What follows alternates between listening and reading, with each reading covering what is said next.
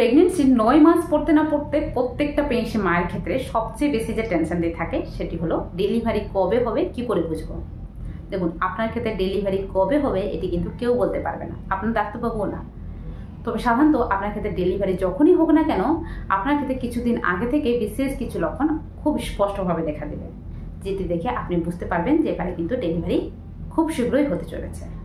এক্ষেত্রে 20 দিন আগে কী কী লক্ষণ দেখা যায়, 10 দিন আগে কী কী লক্ষণ দেখা যায়, 5 দিন আগে কী কী লক্ষণ দেখা যায়, এমনকি যেদিন ডেলিভারি হবে সেদিন কী কী লক্ষণ দেখা যাবে, আজকের ভিডিওতে এই বিষয়ে আলোচনা করব। নমস্কার বন্ধুরা, দেশিগুণ পঞ্চুর আরেকটি নতুন ইনফরমেটিভ ভিডিওতে সবাইকে অনেক ওয়েলকাম, অনেক অনেক ভালোবাসা। প্রতিদিনের মতো আপনাদের সাথে একটি ইনফরমেটিভ ভিডিও শেয়ার করতে চলেছি। অবশ্যই ভিডিওটি শেষ পর্যন্ত দেখুন, আশা করি অনেকটাই হেল্পফুল হতে চলেছে আপনাদের জন্য। তার জন্য অবশ্যই ভিডিওটি ভালো লাগলে লাইক, কমেন্ট, শেয়ার করে আমার চ্যানেলকে সাবস্ক্রাইব করে আমার পাশে থাকবেন। তো চলুন ভিডিও মূল বেশি যাওয়া। তো সাধারণত প্রেগনেন্সিতে নর্মাল ডেলিভারি কখন হয়ে থাকে? দেখুন, প্রেগনেন্সির 37 উইকস থেকে 40 উইকের মাঝখানে যদি আপনার ডেলিভারি হয়ে থাকে, সেক্ষেত্রে আপনার বাচ্চা এই সময় হেলদি থাকে এবং আপনিও কিন্তু হেলদি থাকেন, মানে কোনো রকম কমপ্লিকেশন হওয়ার চান্স কিন্তু অনেকটাই কম থাকে। তবে সাধারণত কারোর ক্ষেত্রে যদি 37 উইকের আগে ডেলিভারি হয়ে থাকে, সেক্ষেত্রে বাচ্চা কিন্তু প্রিমেচার বার্থ বা কম ওজনের জন্ম হতে পারে, এমনকি সেই বাচ্চার জন্য স্পেশাল কেয়ার কিন্তু নিতে হতে পারে। এছাড়াও কারোর ক্ষেত্রে যদি 40 সপ্তাহের মধ্যেও ডেলিভারি না হয়ে থাকে, সেক্ষেত্রে বাচ্চার ক্ষেত্রে অনেক রকম সমস্যা হওয়া কিন্তু দেখা দিতে পারে। সেক্ষেত্রে আপনার ডেলিভারি ঠিকঠাক সময় হচ্ছে কিনা এটি কিন্তু বিশেষভাবে খেয়াল রাখুন।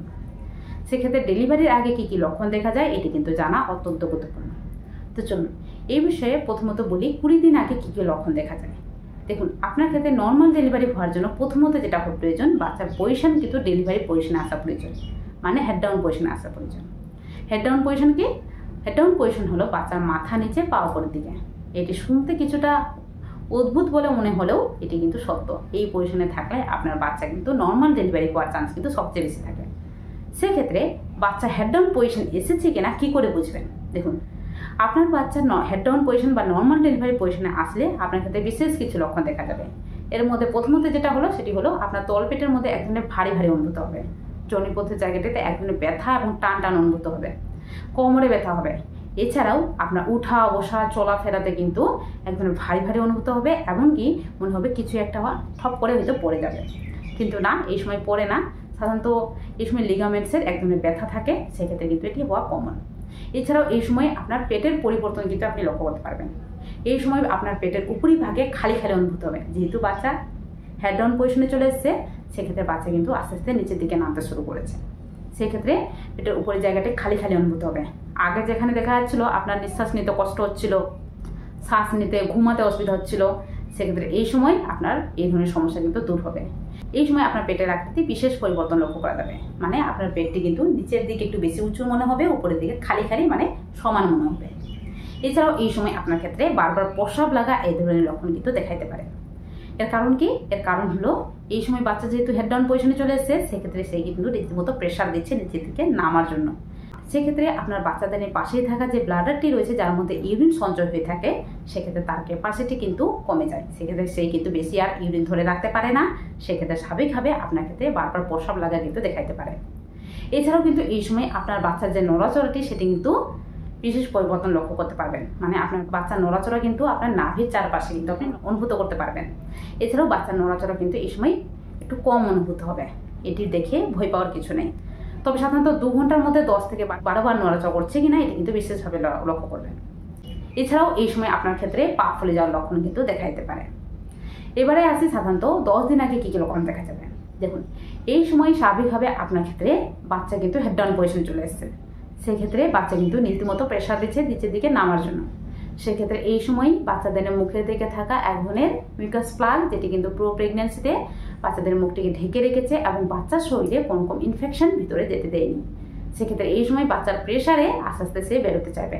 সেক্ষেত্রে আপনার জনিপথ থেকে এক ধরনের মিউকাস প্লাগ নির্গত হতে পারে, যেটি স্বাভাবিকভাবে গাঢ় থকথকে, নাক থেকে যেভাবে এক ধরনের কাপ বের হয়ে থাকে গাঢ় থকথকে, ঠিক সেই রকম বেরোবে এবং এটির কালার থাকবে হালকা ব্রাউনিশ টাইপের বা হালকা গোলাপি টাইপের। এই ধরনের সাদা সাপ নির্গত হওয়া কিন্তু স্বাভাবিক। এছাড়াও এই সময় আপনার ক্ষেত্রে এক ধরনের ফলস লেবার পেন বা নকল প্রসব ব্যথা কিন্তু দেখাইতে পারে, মাঝে মধ্যেই দেখা দিবে, মানে দিনে 1 থেকে 2 বার কিন্তু এটি উঠতে দেখা দেবে।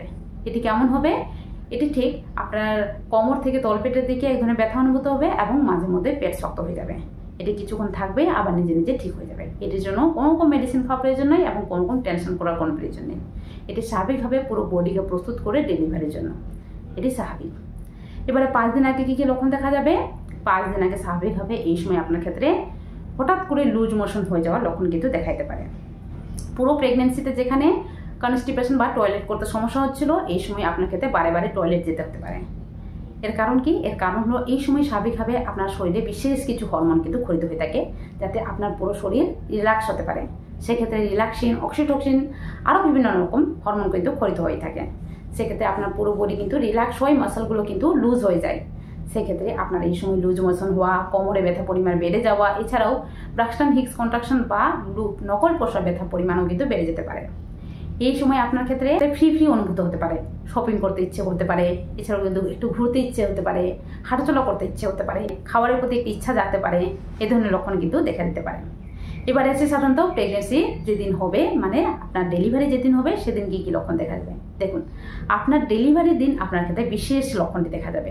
সেটি হলো আপনার ক্ষেত্রে এই সময় এক ধরনের আসল প্রসব ব্যথা বা এক ধরনের ব্যথা কিন্তু দেখা দিবে, যেটি স্বাভাবিকভাবে বলে দেবে যে আপনার ডেলিভারি কিন্তু এবারে হতে চলেছে। এই সময় স্বাভাবিকভাবে আপনার কোমর থেকে তলপেটের মধ্যে এক ধরনের ব্যথা অনুভূত হবে, তার সঙ্গে পেট শক্তও হবে, এমনকি এই ব্যথাটি কিন্তু পায়ের দিকে গড়িয়ে যাবে। এই ব্যথাটি বেশ কিছু সময় পরে পরে কিন্তু আসবে, আবার যাবে, আবার আসবে, আবার যাবে, এবং যতটা সময় যাবে এই ব্যথার পরিমাণ কিন্তু আস্তে আস্তে বাড়তে থাকবে এবং সময়ের যে ডিউরেশন সেটি কিন্তু কমতে থাকবে। মানে আগে যেখানে 1 ঘন্টার মধ্যে 2 থেকে 3 বার এই ব্যথাটি আসছিল, এই সময় যতটা সময় যাবে আপনার ক্ষেত্রে 1 ঘন্টার মধ্যে 3 থেকে 4 বার, তারপরে 5 থেকে 6 বার এইভাবে কিন্তু ব্যথা বাড়তে থাকবে এবং সময়ের ডিউরেশন কমতে থাকবে। সেক্ষেত্রে এই ব্যথাটি দেখলেই অবশ্যই ডাক্তারবাবুকে যাবেন। আপনার ব্যথার পরিমাণ যতটা বাড়বে আপনার বাচ্চাদানির মুখটি আস্তে আস্তে করে খুলতে শুরু করবে। এই সময় হসপিটালে গেলে ডাক্তারবাবুরা আপনার বাচ্চাদানির মুখটি চেক করে থাকেন 2টো আঙুল দিয়ে। আপনার সার্ভিক্সের মুখ বা বাচ্চাদানির মুখটি 10 সেন্টিমিটার অথবা 9 সেন্টিমিটার পর্যন্ত খুললেই আপনার ডেলিভারি কিন্তু খুব শীঘ্র হয়ে যাবে। তাছাড়াও এই সময় আরেকটি যে লক্ষণটি দেখা যায় সেটি হলো আপনার জল ভেঙে যাওয়া বা ওয়াটার লিকেজ হওয়া। এটি কি? এটি হলো স্বাভাবিকভাবে আপনার যোনিপথ থেকে এক ধরনের কন্টিনিউয়াসলি এক ধরনের ওয়াটার বেরোতে থাকে। এটি কিভাবে বুঝবেন? এটি স্বাভাবিকভাবে স্বচ্ছ কালারে হয়ে থাকে এবং এটির জন্য কোনো রকম ব্যাগ দিতে হয় না, নিজে নিজেই জল গড়াতে থাকে, বেশ কিছু সময় ধরে জল গড়াতে থাকে। এই জল ভেঙে গেলেই স্বাভাবিকভাবে অবশ্যই ডাক্তারবাবু যাবেন, ব্যথা উঠুক চাই না উঠুক। কারোর ক্ষেত্রে এমনটাও হতে পারে আগে জল ভেঙে গেছে তারপরে ব্যথা উঠেছে, কারোর ক্ষেত্রে আবার এমনটাও হতে পারে আগে ব্যথা উঠেছে তারপরে জল ভেঙেছে। দুটোর ক্ষেত্রেই অবশ্যই ডাক্তারবাবুকে যেতে হবে। এক্ষেত্রে বাচ্চার না তো অনেক রকম সমস্যা হতে পারে, সেক্ষেত্রে ডাক্তারবাবুরা কিন্তু সেই অনুযায়ী স্টেপ নিয়ে থাকেন। অনেক সময় ব্যথা না উঠলে আর্টিফিশিয়াল পেন কিন্তু ওঠানো হয়ে থাকে। তো অবশ্যই এই বিশেষ জিনিসগুলো খেয়াল রাখবেন এবং আপনার বাচ্চাদের মুখটি যখনই খুলে যাবে আপনার ডেলিভারি কিন্তু খুব শীঘ্র হয়ে যাবে এবং খুব তাড়াতাড়ি কিন্তু বাচ্চা ডেলিভারি হয়ে যাবে। তবে সাধারণত বলে রাখি, আপনার ডেলিভারি ব্যথা উঠে গেছে বলে আপনি টেনশনও করছেন এবারে হয়তো বাচ্চা ডেলিভারি হয়ে যাবে, এমনটা কিন্তু নয়। আপনার ডেলিভারি হতে কিন্তু স্বাভাবিকভাবে কারো ক্ষেত্রে 6 ঘন্টা, কারো ক্ষেত্রে 12 ঘন্টা, কারো ক্ষেত্রে 1 দিন পর্যন্ত সময় লাগতে পারে। সেক্ষেত্রে আপনার ক্ষেত্রে ডেলিভারি ব্যথা উঠলে রিল্যাক্স মাইন্ডে হয়ে কিন্তু আস্তে আস্তে করে ডাক্তারবাবুকে চান। এক্ষেত্রে কোনো রকম স্ট্রেসে পড়বেন না। এক্ষেত্রে আপনার ব্লাড প্রেশার হাই হয়ে যেতে পারে, সেক্ষেত্রে অনেক সময় ডাক্তারবাবুরা সি-সেকশন করে দেন। তো অবশ্যই এই সময় রিল্যাক্স থাকুন এবং সুস্থ মাইন্ডে হসপিটালে যান। সেক্ষেত্রে বাচ্চা কিন্তু ঠিকঠাকভাবে ডেলিভারি হয় এবং আপনিও কিন্তু হেলথ থাকেন। আশা করি আজকের এই ভিডিওটি কিছুটা হলেও হেল্পফুল হয়েছে প্রত্যেকটা পেশেন্টের জন্য। তার জন্য বেশি বেশি করে শেয়ার করুন এবং অবশ্যই ভিডিওটি ভালো লাগলে আমার চ্যানেলটি সাবস্ক্রাইব করে আমার পাশে থাকুন। দেখা হবে আরেকটি নতুন ভিডিওতে। আজকের জন্য টাটা। সবাই ভালো থাকবেন, সুস্থ থাকবেন, সাবধানে থাকবেন।